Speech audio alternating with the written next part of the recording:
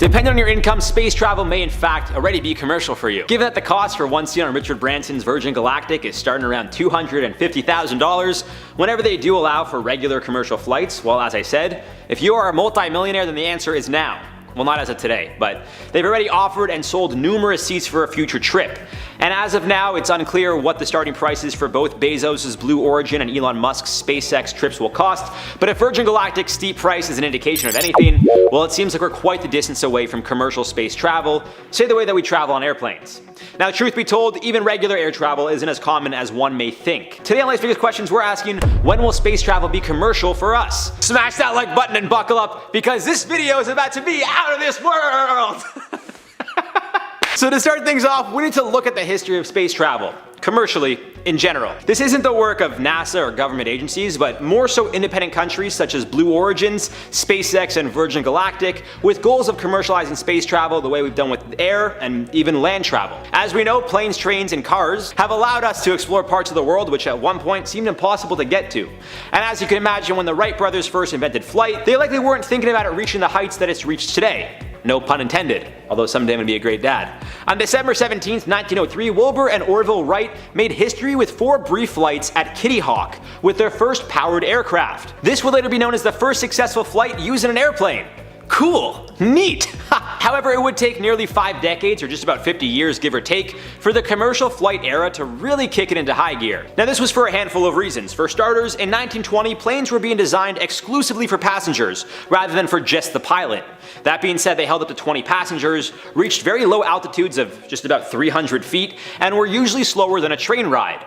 Given that the entire process was so new, they had a while to go before perfecting, which limited them to only day flights, not exceeding speeds over 100 miles an hour, and stopping for fuel numerous times. The cabins were also unpressurized, the aircraft was poorly insulated, meaning passengers had to bundle up for the cold, and the flights were very loud. By the 30s, things had improved, with companies introducing flight attendants, much more comfortable seating, and a soundproof heated cabin. Still, the planes would reach only about 20,000 feet in regard to altitude and speeds of up to 200 miles per hour. Impressive, but compared to today's standards, well, it'd be quite a downgrade. Fast forward to the 1940s, and planes are now being constructed for the purpose of war instead of commercial flight. Following the war, numerous countries, mainly European as well as the United States, were now left with brand new air bases, which would be repurposed for commercial flight, and a ton of newly built planes. This leads us to the 1950s, which was referred to as the golden age of air travel.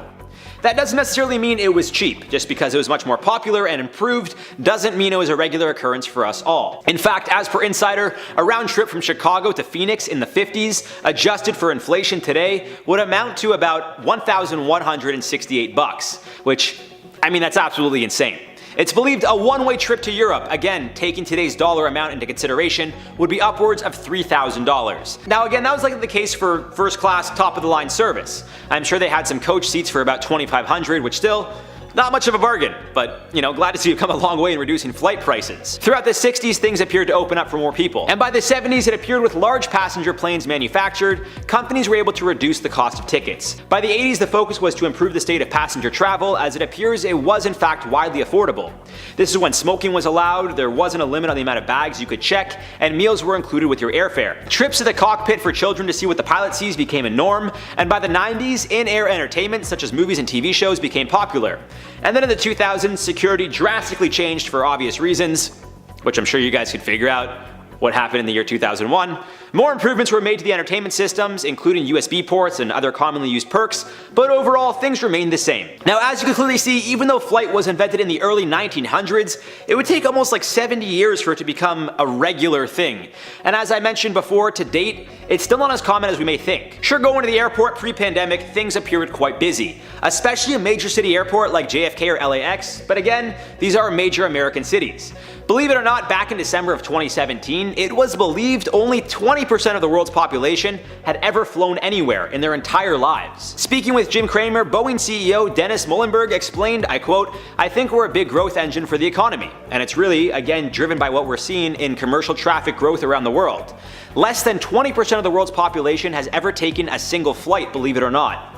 This year alone, 100 million people in Asia will fly for the first time." Given that the article is about 3.5 years old, on top of our pandemic, I don't think those percentages likely increased all that much. So to think after nearly 50 years of air travel being seen as common or affordable, still only 1/5 of the world's population, give or take, has flown. Now with that being said, it's no secret that some countries are more focused on finding ways to increase everyday necessities such as clean drinking water, food, or shelter, rather than finding ways to reduce the cost of plane tickets. However, even in the US, after a survey of 2,000 Americans was conducted, it turned out 13% had never been on an airplane, and 40% of them had never left the country. 63% of the 40% who had never left the country cited the cost of international travel costing more than they could afford, while others highlighted the issue of finding time for trips in general. So as you can clearly see, even with all the improvements, cheaper airfare and all that jazz, a lot of Americans to date still haven't been on a plane, and almost half of them have never left the country. So as you can imagine, leaving the atmosphere will likely take a lot longer to perfect, encourage, and make affordable for us everyday people. But we can't just leave it off there. I pretty much just gave you guys a history lesson on flight and travel without mentioning much about space travel.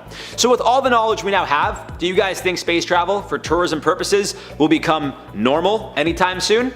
I highly doubt it. To start things off, I mentioned that a ticket on Richard Branson's Virgin Galactic spacecraft, with intentions of leaving the Earth's atmosphere and returning, will cost about $250,000, which means someone who is a millionaire likely wouldn't spend a quarter of their net worth on a one-day trip to space. And to no surprise, the idea of traveling to space for the purpose of tourism is going to be for the rich, at least to start. The same way that commercial flights were geared toward the wealthy, until these companies find ways of reducing the initial cost of a space launch, unfortunately it seems there won't be any Virgin Galactic tickets going for $1,000 anytime soon. And even $1,000 is considered a lot of money. I guess depends who you ask, but I'm saying to the average person, $1,000 for a ticket is steep, regardless of where you're going. And given that the idea of space travel is still so new and unique, with Sir Richard Branson successfully taking flight and landing just the other day, well, the idea that anyone could board a space flight the way they can currently board an airplane seems incredibly far-fetched. The reality is, unlike air travel, space travel is a whole other beast. We're dealing with things we never dealt with before. Given that astronauts need to go through years of training to even deal with what life is like up in space, the idea of a regular citizen going for a leisure trip is likely far away. However, a major difference between an astronaut's trip and a civilian's trip would be time. Some astronauts are up in space for years at a time, whereas us regular folk would reach heights out of the Earth's atmosphere for about 4 minutes, give or take, assuming you're on Virgin Galactic's aircraft or Jeff Bezos' Blue Origins. I mean, $250,000 for 4 minutes in space doesn't seem all that worth it to me, but to each their own.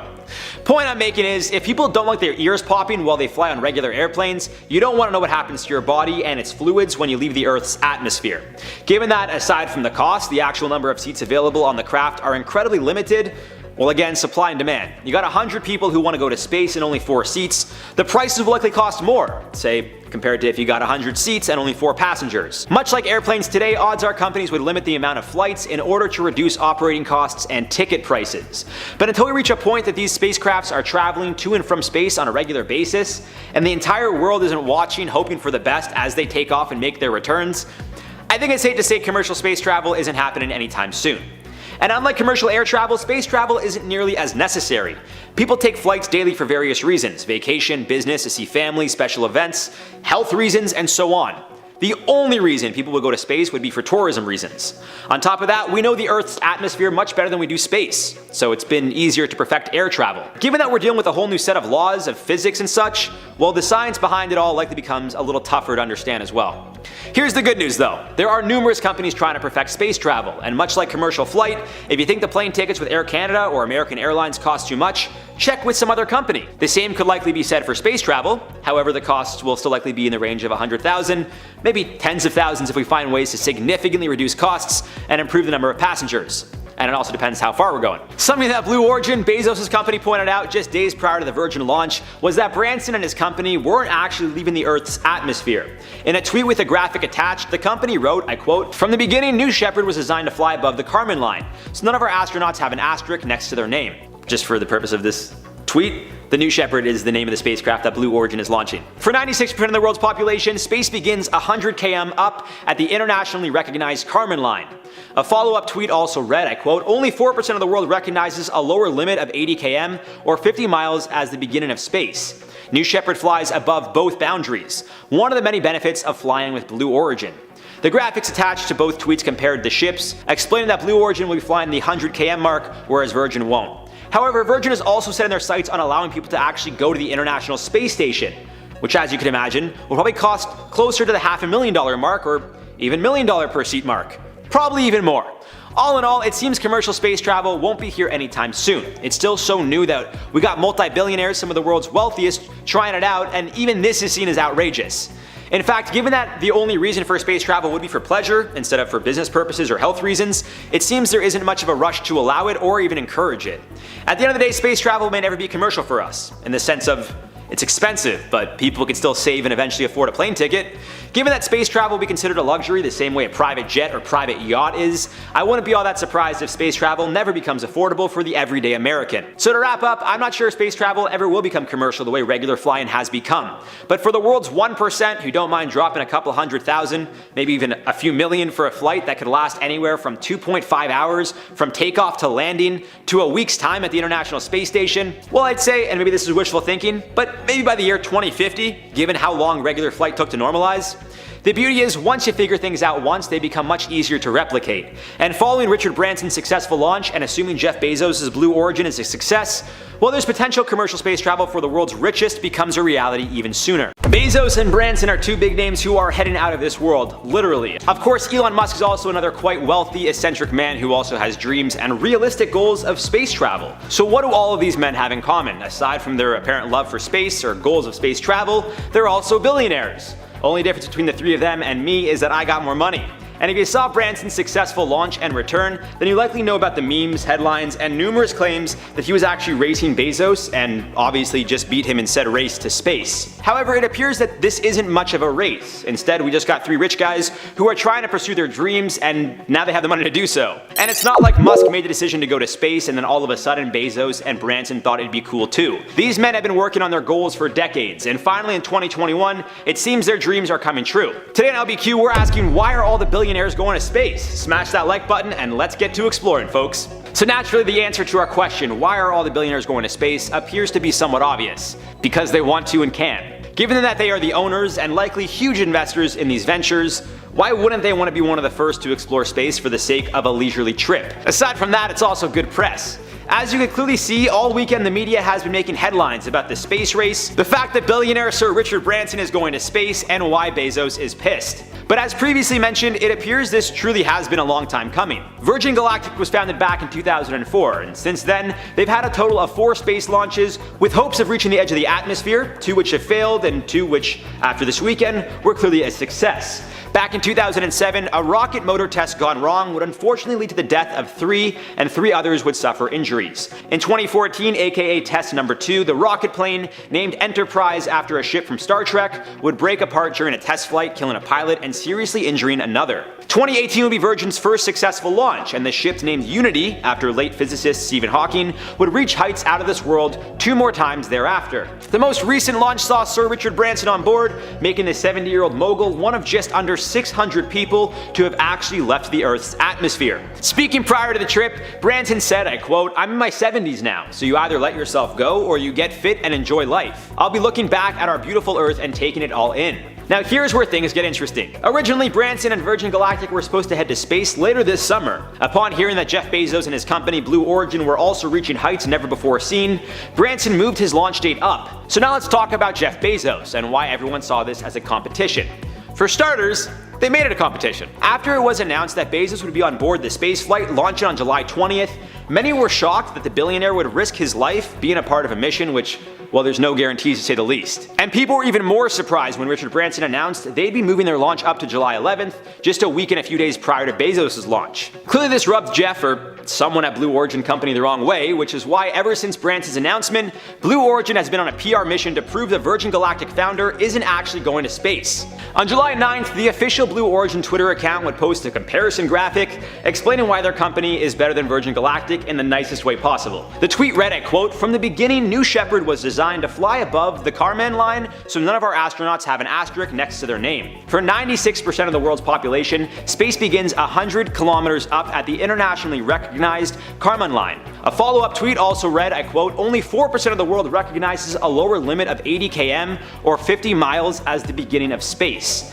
New Shepard flies above both boundaries." One of the many benefits of flying with Blue Origin. The graphics attached to both tweets compared the ships, explaining that Blue Origin flying above the 100-kilometer mark, whereas Virgin won't. On top of that, they highlight the vehicle types, comparing Blue Origin's rocket to Virgin's high-altitude plane, and the size of the windows, again with Blue Origin's being, I quote, "the largest windows in space," compared to Virgin's airplane-sized windows, as the graphic refers to them. They also took shots at the amount of test flights, comparing Bezos' 15 to Branson's 3, as well as the impact on the ozone, and an escape system which Bezos' craft has and Branson's didn't.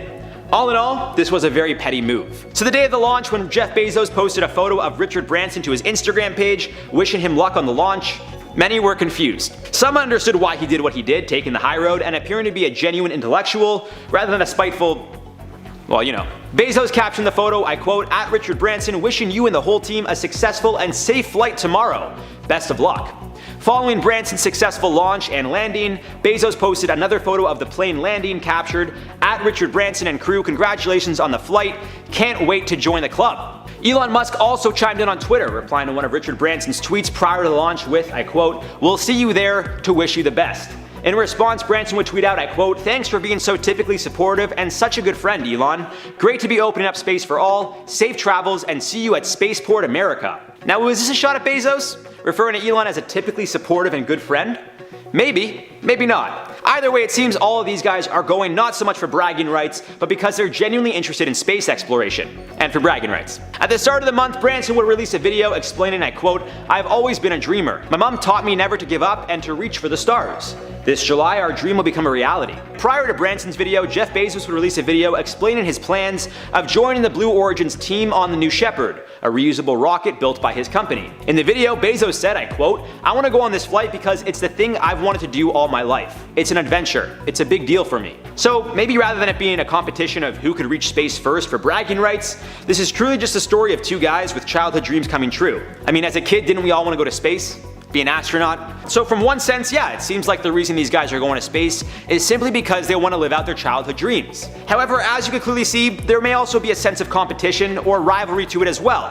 It wasn't a coincidence that following Bezos' announcement that he'd be going to space on July 20th, Branson and Virgin Galactic would move their launch date up to July 11th, 9 days before the Blue Origin launch. However, at the same time, when asked if they were doing it just to beat Blue Origin, it appears the company noted there may be a sense of competitiveness, but ultimately they moved up the launch because they felt ready and that the time was right. Whatever helps them sleep, I guess. Another major difference between Blue Origin and Virgin Galactic is not only the heights which they'll be reaching, but who's going to be on the craft. Virgin Galactic's successful launch included pilots Dave McKay and Michael Such Masucci. Virgin Galactic's VP of Government Affairs and Research Operations, Sirisha Banda, Colin Bennett, the lead operations engineer at Virgin, and Beth Cohen, the chief astronaut at Virgin, alongside top dog Richard Branson, were all strapped in to ensure a successful launch. When Bezos and the crew go up in Blue Origin's craft, it appears there won't be anyone with such qualifications on board. Aside from Jeff, his brother Mark, an anonymous auction winner, and 82-year-old Wally Funk will be on board, without any pilots manning the ship. Funk is an astronaut who was training to go to space in the 60s, but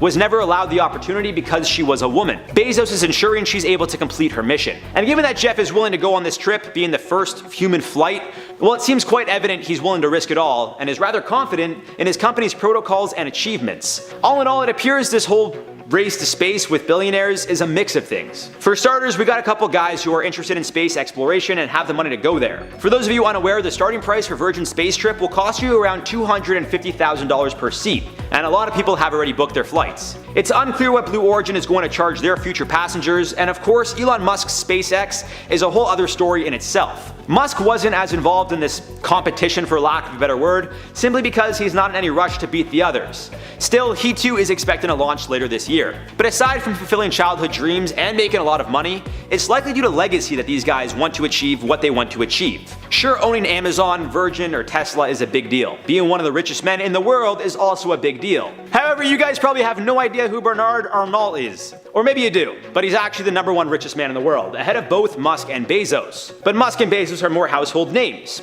at least in my opinion. So aside from having all the money to create a legacy, you must do things others haven't. And given that these guys are trying to normalize space tourism, Well, much like other innovators, it seems the name Richard Branson, Jeff Bezos, and Elon Musk will forever go down in history simply because of the accomplishments, or at the very least, attempts of changing life as we know it. And this is bigger than us just seeing worlds from space. If these companies can perfect and potentially simplify space travel for tourism reasons, just imagine how much easier exploration will be for the real scientists, going for reasons other than leisure. All in all, it seems the space race is happening to cement legacy, inflate egos, potentially change the way we explore space, and to improve society in the long run. On the surface, it seems like a bunch of rich guys comparing, egos, but it seems in the grand scheme of things, this whole thing is bigger than any one man or company. Looking up at the night sky can be a humbling experience. All of those shining lights speckling the expanse above represent a vast and ever-expanding universe. Space is supposedly the final frontier, but is that really the case? Can we know for a fact that it's the end-all and be-all of our potential experience? We've only just begun exploring, and the recent billionaire escapades to the outer limits of our atmosphere are just flashy technology exhibitions. So what have we actually seen? What do we know for sure? What is left to be explored? It's a fascinating and constantly puzzling question. How much of space have we explored? We'll start with some actual human exploration and then move on to some more abstract, faraway stuff. In terms of human presence in space, there's actually been relatively little. Since Yuri Gagarin, the Soviet cosmonaut, orbited the planet for a bit back in 1961, only a few hundred have made the journey. The resources required to get a living human into space and keep them sustained tend to be expensive and complex, making for a much harder time. Ensuring that the craft is traveling in a way that won't cause problems for those on board is a whole puzzle within itself, and as such we've only really made it as far as the moon. A monumental achievement for sure, but there aren't many places other than Earth that have been graced by our boots. Folks have been sent to the International Space Station to complete research, and there are dreams of setting up other more permanent fixtures in space, but in terms of actually being there, we're mostly sticking close to home. Fair enough. As time goes on, more and more people seem to be interested in setting foot on Mars. We've got rovers on the surface already, and that's probably going to be the extent of things for a while. An off-world colony seems more like sci-fi fantasy than anything else, but many folks are very invested in this dream, so we'll see how it plays out in the meanwhile. Although we haven't been able to bring people to many places in space, we've actually seen quite a lot. And that's the beauty of space exploration versus something like the ocean. Although these waters are much closer to us and hypothetically more accessible, it's actually quite difficult to chart them. See, the ocean is deep and vast, and the deeper you go, the harder it is to see and maneuver. After a few hundred feet, sunlight's gone and pressures can be very intense. So even using modern charting technology, it's tough to know exactly what we're seeing down there. Compare that to space, where everything is wide open and light from celestial bodies permeates throughout all of it. We might say that black holes are there to make that a little less true, but hey. So using all sorts of imaging technology and a whole lot of inferences, folks have technically explored a fair deal of outer space. It's tough to give an exact answer though, because there are so many outstanding questions. But as we are right now, space doesn't appear to be as infinite as we once thought. That could change with new discoveries, however, and of course I'm not an expert in the field, I just find it interesting. Here's a neat statistic. Right now, all the stuff we can see in space, whether it's planets, stars, or galaxies, makes up about 4% of the universe. That's it. All the things that are visible using the technology we've put together comes out as less than 1/20th of the grand total. Even so, all of that is an incredible amount of space. It gets weirder when you consider how much we can't see though.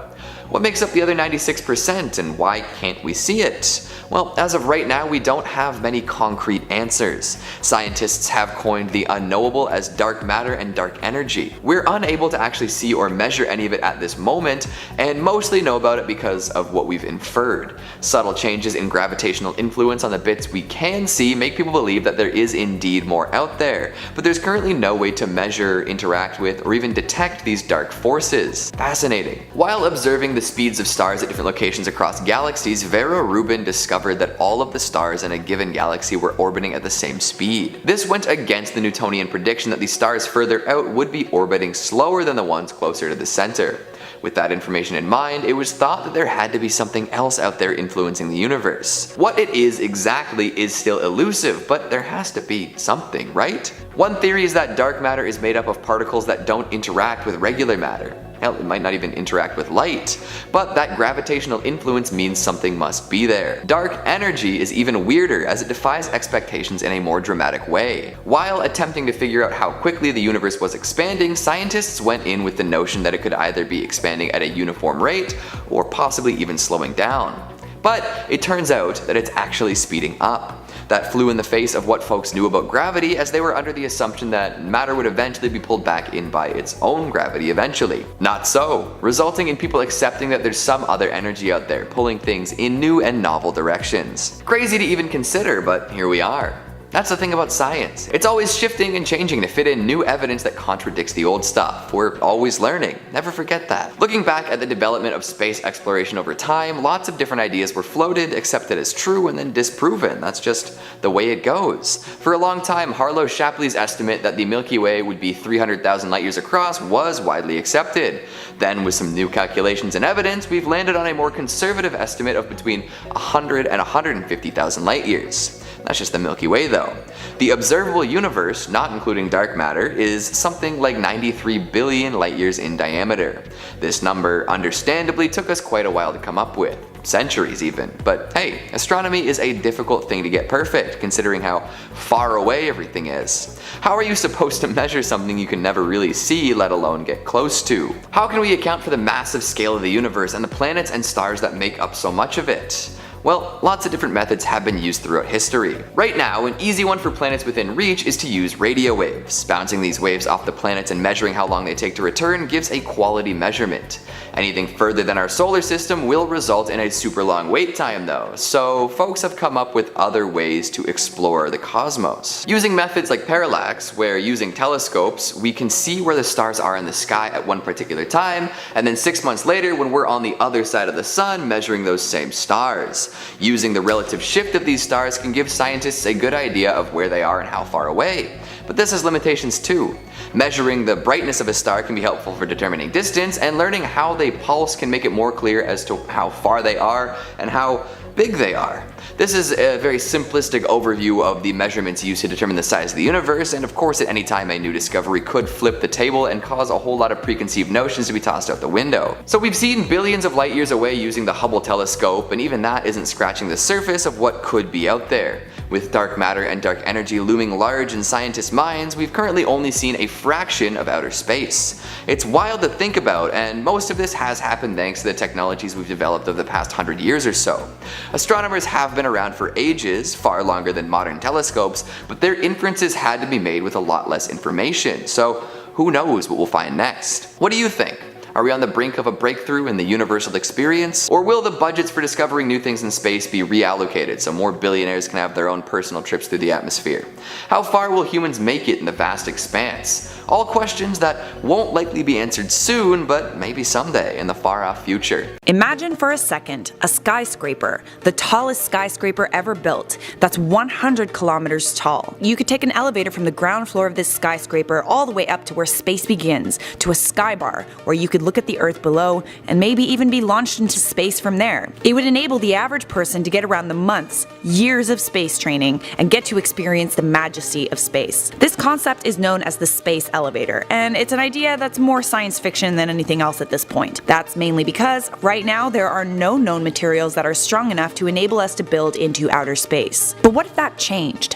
What if a new material was invented and engineers figured out a way to make it happen? Today, Life's Biggest Questions asks, will we ever build into outer space? Hello and welcome back to Life's Biggest Questions. I'm Charlotte Dobre. This is where I ask you to hit the thumbs up button, subscribe, and let us know in the comments below a question you have always wanted to know the answer to. We will do our best to answer it in a future video. In 1895, Russian scientist Konstantin Tsiolkovsky envisioned what he called a celestial castle in space, supported by a huge tower. Fast forward to 1960, and Yuri Artsutinov, a Russian engineer, modernized the concept. Then in 1975, Jerome Pearson published a paper about a space elevator. Here's how a space elevator would look. Starting with a platform anchored in the ocean at a point on Earth along the equator, elevator cars travel up and down a thick cable using rollers or magnetic levitation to travel. With this idea, it could take 5 hours or less for the cars to climb up the elevator into space. Oh, and to top it all off, One of these space elevator rides would cost perhaps 1/100th of the price of sending a rocket into space with passengers. The only way we can currently get into space, spaceships, is pretty inefficient. In order for a rocket to be able to make it up there, it has to push against Earth's gravity and overcome atmospheric drag. Building into outer space would be a far more efficient, less expensive way to get there. So why hasn't it been done yet? I mean, come on, we are living in the most technologically advanced era the world has ever known. Why can't we have the space elevator? Well, the interesting thing is, there are currently companies trying to figure out how it would be possible to build into space. Thoth Technology Inc. has been granted patents to create an inflatable structure that goes up into the stratosphere. But the stratosphere is not necessarily considered space. It's only about 12.5 miles up. Space begins at an altitude of 100 kilometers above sea level, at a point called the Kármán line. Still though, as it stands right now, anywhere above 31 miles can only be reached with spaceships. We still don't know of any type of material that would be strong enough to support itself all the way up into space. Once you get up into the stratosphere, there's the jet stream, an air current that can reach up to 275 miles per hour. Even the best, most lightweight, strongest materials we currently know of could not support a tower like this. That doesn't mean, however, that won't change in the future. In 2014, Penn State researchers announced that they had created diamond nanothreads in a lab. Furthermore, research is being done into the capabilities of carbon nanotube technology, and practically every month there's a new milestone reached in graphene research. Carbon nanotubes are cylindrical tube structures made of carbon molecules that are at least 100 times stronger than steel, and graphene is the strongest material we currently know of. It's made of a single layer of carbon atoms, and it's 200 times stronger than steel, yet it's lighter than paper, and has extraordinary mechanical and electrical properties. There are visionaries who are working tirelessly on the concept of a space elevator, like Bradley Edwards, an astrophysicist who's been working on it since 1998, Michael Lane, founder of Liftport, a company dedicated to the advancement of carbon nanotube technology. Perhaps in the future, getting to space will no longer be something that only astronauts and trained scientists do. Space could be accessible to everyone, but as it currently stands right now, building into space just isn't possible. How long until it could be, you ask? Well, actually, according to a new study, a space elevator could be built and operational by 2035. A report from the International Academy of Astronautics laid out the concept of a ribbon less than a micrometer across, smaller than a red blood cell,